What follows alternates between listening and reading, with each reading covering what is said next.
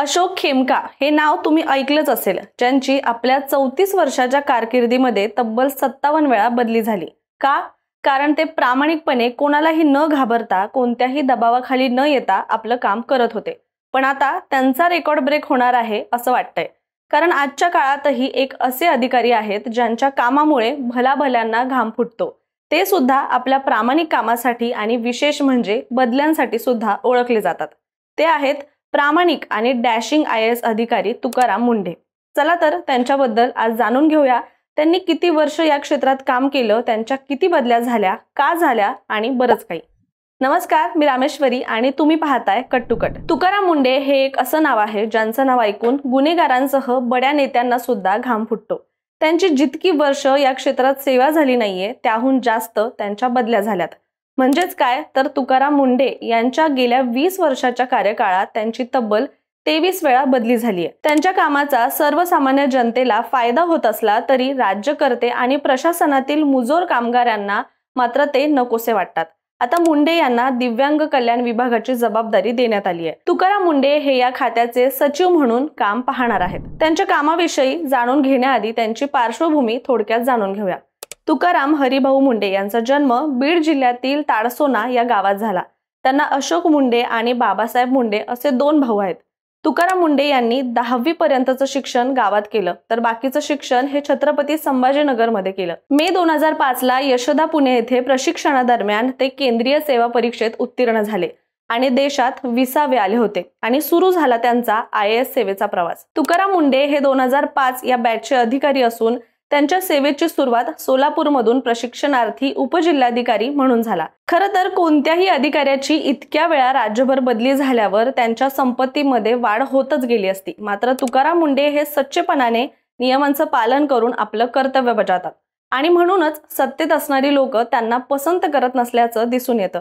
कारण खोट्या शिफारसी किंवा टेबलाखालूनचे व्यवहार हे काम करणं मुंढेंना जमत नाही आणि त्यामुळे नेत्यांना, मंत्र्यांना आपल्या मनाप्रमाणे नियमबाह्य गोष्टी करण्यामध्ये तुकाराम मुंढे आणि त्यांच्यासारखे अधिकारी हे अडथळे ठरतात आणि म्हणून त्यांची वारंवार बदली होते। कारण नियमानुसार सर्वसाधारणपणे 3 वर्षात बदली होणं अपेक्षित असताना तुकाराम मुंढे मात्र सरासरी 1च वर्ष एका ठिकाणी काम करताना दिसून येतात आणि गेल्या 20 वर्षांच्या कालावधीमध्ये त्यांची 23 वेळा बदली झाली आहे आणि हा सुद्धा एक वेगळा रेकॉर्ड मानला जातोय। आता तुकाराम मुंढे यांची कधी कुठे बदली झाली हे थोडक्यात जाणून घेऊया। तुकाराम मुंढे यांच्या सेवेची सुरुवात ऑगस्ट 2005 मध्ये सोलापुरातून प्रशिक्षणार्थी उपजिल्हाधिकारी म्हणून झाली। त्यानंतर त्यांची बदली धरणी या आदिवासी भागात प्रकल्प अधिकारी म्हणून झाली। इथूनच त्यांनी आपली प्रशासकीय छाप सोडण्यास सुरुवात केली।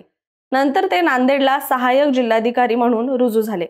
2008 मध्ये त्यांची निवड नागपूर जिल्हा परिषदेचे मुख्य कार्यकारी अधिकारी म्हणून झाली। रुजू झाल्याच्या त्याच दिवशी त्यांनी शाळांना अचानक भेट दिली आणि शिक्षकांची मोठ्या प्रमाणावर गैरहजेरी पाहून दुसऱ्याच दिवशी गैरहजर शिक्षकांचं थेट निलंबन केलं। तेव्हापासून 10-12% असणाऱ्या शिक्षकांचे गैरहजेरीचं प्रमाण हे 1 ते 2% आलं। वैद्यकीय कारभारातला ही अनियमितता पाहून त्यांनी काही डॉक्टरांना निलंबित केलं होतं। इतिहासात पहिल्यांदाच CEOने डॉक्टरला निलंबित केलं होतं। 2009 साली नागपूरवरून त्यांची बदली नाशिकला अतिरिक्त आदिवासी आयुक्त पदावर करण्यात आली। हे पद खास त्यांच्यासाठीच तयार करण्यात आलं होतं। पुढे मे 2010 मध्ये त्यांची बदली मुंबईला खादी व मुख्य ग्रामोद्योग आयोगाचे मुख्य कार्यकारी अधिकारी म्हणून झाली। नंतर ते जालन्याला जिल्हाधिकारी झाले। जायकवाडीवरून जालन्याला पाणी आणण्याचं काम 6 वर्षांपासून रखडलं होतं, त्यांनी ते 3 महिन्यातच पूर्ण केलं। 2011 ते 12 मध्ये सोलापूर जिल्ह्याचे जिल्हाधिकारी म्हणून त्यांची नेमणूक झाली। इथे त्यांनी जलयुक्त शिवार योजनेअंतर्गत 282 गावात काम केलं। ही कामं फक्त 150 कोटी रुपयात पूर्ण केली, ज्यात लोकसहभागातून 50 ते 60 कोटी रुपयांचा वाटा होता। सालाभरामध्ये 400 टँकर लागणाऱ्या सोलापूरमध्ये आता फक्त 30 ते 40 टँकर लागत होते। या उल्लेखनीय कामगिरीसाठी त्यांना महाराष्ट्र शासनाचा सर्वोत्कृष्ट जिल्हाधिकारी पुरस्कार सुद्धा मिळाला होता। सोलापूरमध्ये असताना मुंढे यांना पंढरपूर येथील वारीची जबाबदारी देण्यात आली होती आणि मंदिर समितीचे अध्यक्ष म्हणून निवड झाली। वारीच्या वेळी सर्वात मोठा धोका हा साथीच्या रोगाचा असतो, कारण 14 ते 15 लाख लोक यावेळी वारीला हजेरी लावतात। त्यापैकी बहुतांश उघड्यावर शौचविधी करतात आणि त्यातून नदी प्रदूषित होते। परंतु पंढरपूर मंदिर समितीच्या अध्यक्षपदी असताना अवघ्या 21 दिवसामध्ये आषाढी वारीच्या वारकऱ्यांसाठी त्यांनी 3000 शौचालयाची व्यवस्था केली। त्याचवेळी मुख्यमंत्री सोडता इतर VIP दर्शन सुद्धा त्यांनी बंद केलं होतं। मात्र याचबरोबर सोलापुरात मुंडे यांना जीवे मारण्याचा प्रयत्न सुद्धा झाला होता, जो वाळू माफियांनी केला होता। विकास कामांचा धडाका, निर्णयांची काटेकोर अंमलबजावणी, अवैध धंद्यांना लावलेला चाप आणि बेकायदा वाळू उपसा, याचबरोबर वाहतुकीवर करडी नजर, या सगळ्यामुळे केवळ बेकायदा धंदेवाल्यांबरोबरच राजकारण्यांचेही धाबे दणाणले होते आणि यातूनच तुकाराम मुंडे यांच्या अंगावर वाळू माफियांनी ट्रक घालण्याचा प्रयत्न केला होता। सप्टेंबर 2012 साली त्यांची बदली मुंबईला झाली। त्यांच्या काळात 143 कोटी रुपयांचा महसूल 500 कोटीवर गेला। मे 2016 मध्ये ते नवी मुंबईचे मनपाचे आयुक्त झाले। त्या ठिकाणी त्यांनी वॉक विथ कमिशनर हा उपक्रम सुरू केला। कामचुकार कर्मचाऱ्यांवर कारवाई, अनधिकृत फेरीवाल्यांवर धडक, अधिकाऱ्यांच्या बेशिस्त वागणुकीवर निलंबन त्यांनी त्यावेळी केलं होतं। यामुळे जनता खुश झाली, पण गणेश नाईक यांच्यासारखे स्थानिक राजकीय नेते नाराज झाले होते। त्यांची बदली थांबवण्यासाठी नवी मुंबईकरांनी रस्त्यावर उतरत मोर्चा काढला होता, पण तरीही त्यांची बदली ही झालीच होती। मार्च 2017 ते फेब्रुवारी 2018 दरम्यान ते पुण्यात PMPLचे CEO होते। या काळात देशातील पहिली रिअल टाइम ई-तिकीटिंग बस सेवा सुरू झाली होती। फेब्रुवारी 2018 मध्ये ते नाशिक महापालिकेचे आयुक्त झाले। बाळासाहेब सानप, देवयानी फरांदे यांसारखे भाजप नेते त्यांच्या कारभारावर नाराज झाले। जानेवारी 2020 ते ऑगस्ट 2020 दरम्यान ते नागपूर महानगरपालिकेचे आयुक्त होते। कोविड काळात कठोर निर्बंध, थेट कारवाई आणि नियंत्रणामुळे लोकप्रतिनिधी नाराज झाले। कृष्णा खोपडे, सुधाकर कोहळे या भाजप नेत्यांनी नितीन गडकरी यांच्याकडे तक्रार केली। परिणामी त्यांची बदली झाली। तुकाराम मुंडे जेव्हा MMRDA मध्ये होते तेव्हा त्यांनी मुंबईतील वाहतूक शिस्तीसाठी उबर, ओला आणि रिक्षा चालकांवर कडक नियम लावले। त्यांनी एकनाथ शिंदे यांच्या शहरी विकास मंत्रालयाच्या काही निर्णयांवर खुली टीका करत वाहतूक धोरणांमध्ये पारदर्शकता आणि नियमन मागितलं।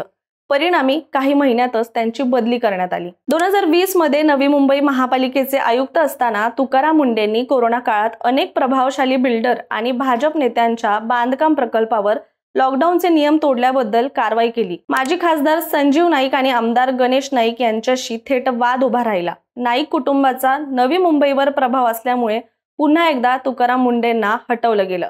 मुंबई महापालिकेच्या आर्थिक कामकाजात पारदर्शकता आणण्यासाठी तुकाराम मुंडेंनी अनेक ठेकेदारांच्या कामांची चौकशी सुरू केली, ज्यात काही शिवसेनेच्या पदाधिकाऱ्यांशी संबंधित फर्म्स होत्या।